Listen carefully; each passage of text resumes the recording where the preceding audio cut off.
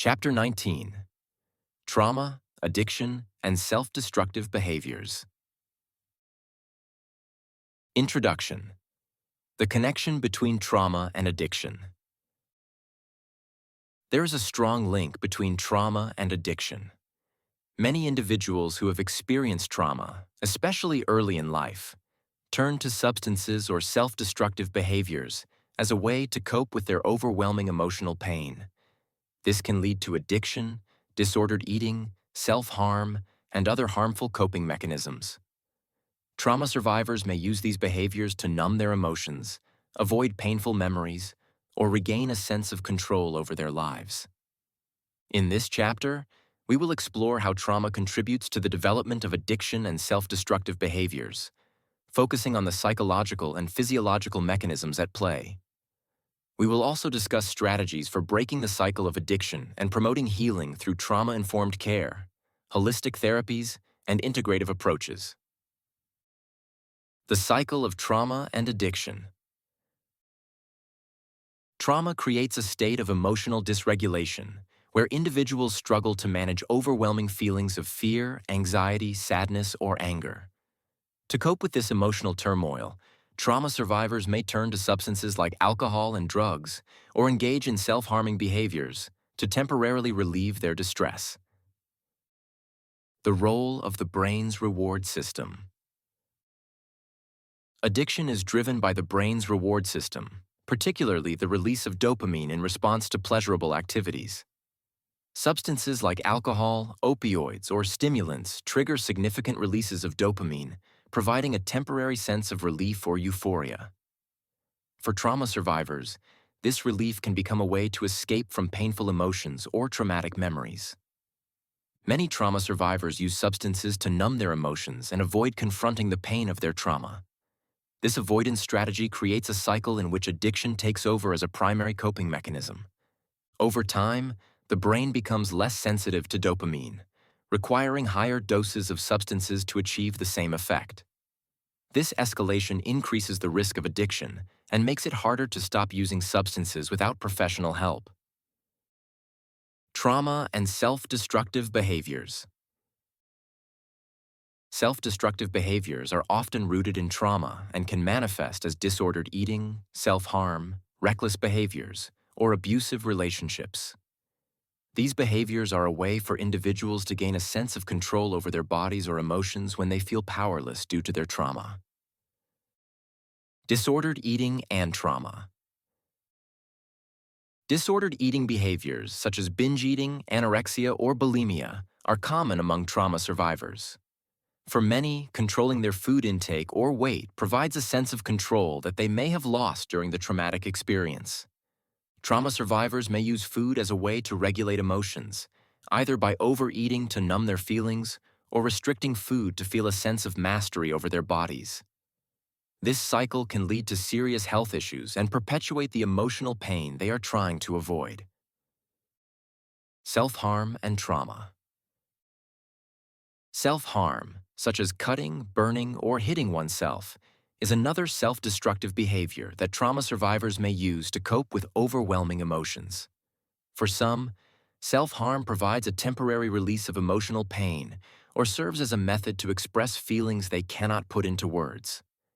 In some cases, inflicting physical pain on themselves allows trauma survivors to temporarily distract themselves from emotional pain or regain a sense of control over their bodies. However, this behavior can become a dangerous coping mechanism, leading to further emotional and physical harm. How trauma impacts the brain and contributes to addiction. Trauma has a profound impact on the brain, particularly in areas that regulate stress, emotions, and reward processing. Understanding how trauma affects the brain is key to understanding the development of addiction and self-destructive behaviors. The amygdala and the prefrontal cortex both have important roles in addiction. Amygdala. The amygdala is the brain's fear center and is hyperactive in trauma survivors. This overactivity makes it difficult for individuals to feel safe, leading them to seek out substances or behaviors that provide temporary relief by calming the amygdala. Prefrontal cortex. The prefrontal cortex, which is responsible for decision-making, impulse control, and emotional regulation, becomes less active in trauma survivors. This impairment makes it harder for individuals to resist addictive behaviors or make healthy decisions. Stress and the HPA axis. Trauma also affects the hypothalamic pituitary adrenal (HPA) axis, which controls the body's stress response. Chronic stress from unresolved trauma leads to dysregulation of the HPA axis, causing an overproduction of stress hormones like cortisol. This state of chronic stress increases cravings for substances or harmful behaviors as a means of alleviating the emotional burden. Breaking the cycle of addiction. Trauma-informed care. Treating addiction and self-destructive behaviors in trauma survivors requires a trauma-informed approach that addresses both the physical and emotional aspects of trauma. Traditional addiction treatment alone may not be sufficient, as it often focuses on the behavior without addressing the underlying trauma. Trauma-informed addiction treatment. Trauma-informed care recognizes the connection between trauma and addiction and focuses on creating a safe, supportive environment for healing. Key principles include safety, ensuring that trauma survivors feel physically and emotionally safe in the treatment environment. Empowerment, helping individuals regain a sense of control and autonomy over their lives. Collaboration, working with trauma survivors as partners in their recovery process rather than imposing a top-down approach. Integrated therapies for trauma and addiction. Integrating trauma-focused therapies into addiction treatment can help individuals process their trauma and develop healthier coping mechanisms. Some effective approaches include eye movement desensitization and reprocessing, EMDR. EMDR helps trauma survivors reprocess traumatic memories, reducing the emotional intensity of those memories and breaking the link between trauma and addictive behaviors. Somatic experiencing, SE. Somatic experiencing focuses on body awareness and helps trauma survivors release pent-up energy from their bodies, reducing the need for addictive behaviors to cope with emotional pain. Holistic approaches to addiction recovery. Holistic approaches to addiction recovery address the whole person, mind, body, and spirit, offering a more comprehensive path to healing. These approaches can be particularly beneficial for trauma survivors who need support in regulating their emotions, calming their nervous systems, and restoring balance to their lives. Trauma-informed mindfulness and meditation. Trauma-informed mindfulness practices, such as meditation and breathwork, help trauma survivors become more aware of their emotions and physical sensations without judgment. This awareness allows them to respond to cravings or emotional triggers in healthier ways. Mindfulness-based relapse prevention, MBRP, combines trauma-informed mindfulness practices with traditional relapse prevention techniques to help individuals manage cravings and emotional distress without resorting to addictive behaviors. Yoga and movement therapies.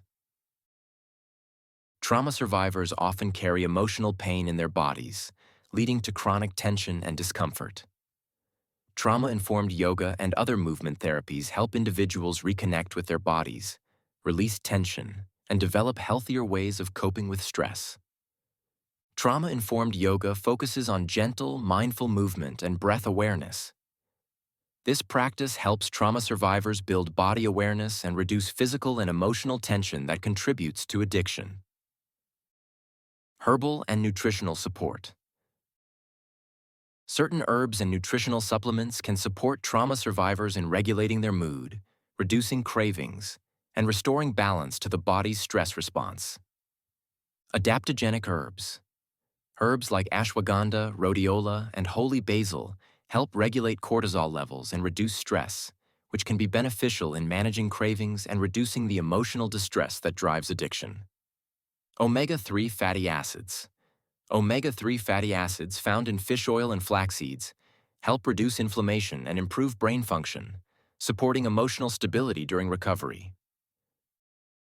Building resilience and preventing relapse. Recovery from trauma and addiction is an ongoing process that requires building emotional resilience and developing strategies to prevent relapse. Trauma survivors benefit from learning how to manage stress, regulate their emotions, and develop healthy coping mechanisms that support long-term recovery.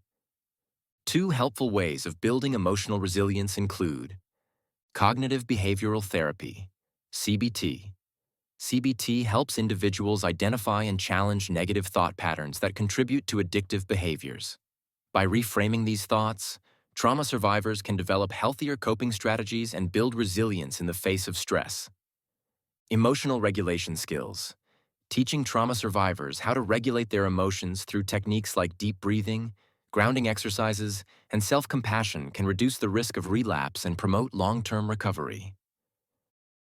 Key takeaways.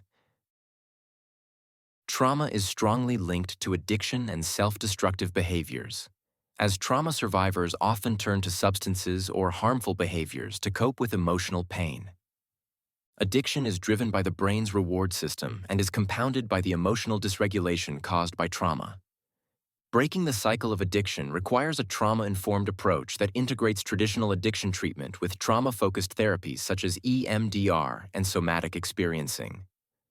Holistic approaches, including mindfulness, yoga, and herbal support, offer additional tools for trauma survivors to manage cravings, reduce stress, and restore balance. Building emotional resilience and learning to regulate emotions are critical components of preventing relapse and promoting long-term recovery. References: Bremner, J.D., 2006. Traumatic Stress, Effects on the Brain. Dialogues in Clinical Neuroscience, 84 445-461. https Doney.org 10.318/DCNS.2006.8.4/JBREMNER. Felidi, V.J., Anda, R.F., Nordenberg, D., Williamson, D.F., Spitz, A.M., Edwards, V., and Marks, J.S., 1998. Relationship of childhood abuse and household dysfunction to many of the leading causes of death in adults. The Adverse Childhood Experiences. ACE Study. American Journal of Preventive Medicine. 14.4, 245-258. https Doney.org 10.16 S07493797 open parenthesis 98 close parenthesis 00017-8. Kanzian, E.J., 1997. The Self-Medication Hypothesis of Substance Use Disorders, A Reconsideration and Recent Applications. Harvard Review of Psychiatry, 45, 231-244. https doi.org 10.309/10 6732297090305550. Miller, W.R., and Rolnick, S. 2013. Motivational Interviewing, Helping People Change, 3rd edition. Guilford Press, Ogden, P., Minton, K., and Payne, C. 2006. Trauma and the Body, A Sensorimotor Approach to Psychotherapy. W. W. Norton and Company. Shapiro, F. 2017. Eye Movement Desensitization and Reprocessing, EMDR. Therapy, Basic Principles, Protocols, and Procedures, 3rd edition. Guilford Press. Sinha, R. 2008. Chronic Stress, Drug Use, and Vulnerability to Addiction. Annals of the New York Academy of Sciences, 1141, 1, 105-130. https doi.org 10.1196/annals.1441.030. Von der Kolk, B. A. 2014. The Body Keeps the Score. Brain, Mind, and Body in the Healing of Trauma. Penguin Books,